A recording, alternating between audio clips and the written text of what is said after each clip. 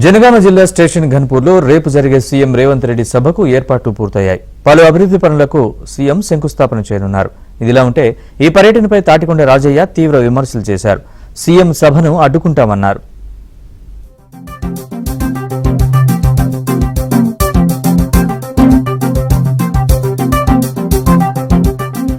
ముఖ్యమంత్రి రేవంత్ రెడ్డి జనగామ జిల్లా పర్యటనకు అధికారులు ఏర్పాట్లు పూర్తి చేశారు. స్టేషన్ ఘన్పూర్ శివారు శివనుపల్లిలో జరిగే ప్రజాపాలన బహిరంగ సభలో సీఎం పాల్గొంటారు.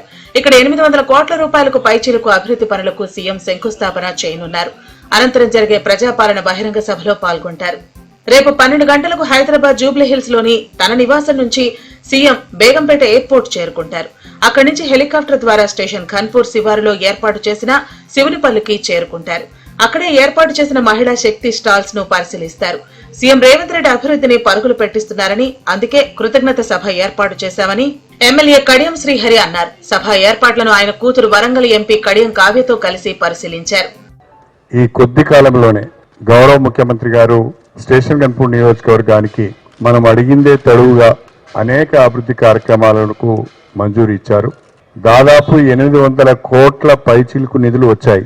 దానికి మీకు అంకెలతో సహా చెప్తాను. నేను మొత్తంగా రేపు 800 కోట్ల పైచిలుకు అభివృద్ధి పనులకు ముఖ్యమంత్రి గారు శంకుస్థాపన చేస్తున్నారు.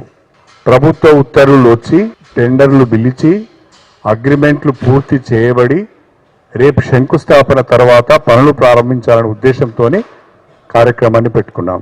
స్టేషన్ ఘన్పూర్ నియోజకవర్గం పైన ప్రత్యేకమైన శ్రద్ధ కనపరుస్తున్నారు కాబట్టి వారిని గౌరవించుకోవాలని, వారికి కృతజ్ఞతలు తెలియజేయాలని 50,000 మందితో రేపు భారీ బహిరంగ సభ నిర్వహించడం జరిగింది.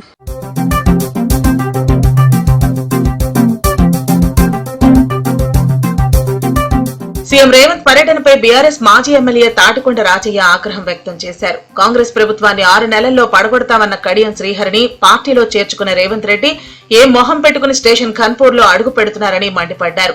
సీఎం పర్యటనను అడ్డుకుంటామన్నారు. బీఆర్ఎస్ నేతల హెచ్చరికల నేపథ్యంలో సీఎం సభకు పోలీసులు భారీ భద్రతను ఏర్పాటు చేశారు.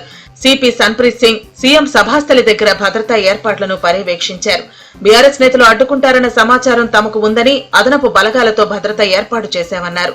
సీఎం టూర్ కు ఎలాంటి ఆటంకాలు కలగకుండా చర్యలు తీసుకున్నామన్నారు. మామునూరు ఎయిర్పోర్ట్ కు మార్గం సుగమమైన నేపథ్యంలో సీఎం పర్యటన జరుగుతోంది. అలాగే విపక్షాల విమర్శలకు సీఎం ఎలాంటి కౌంటర్ ఇస్తారనేది ఆసక్తికరంగా మారింది.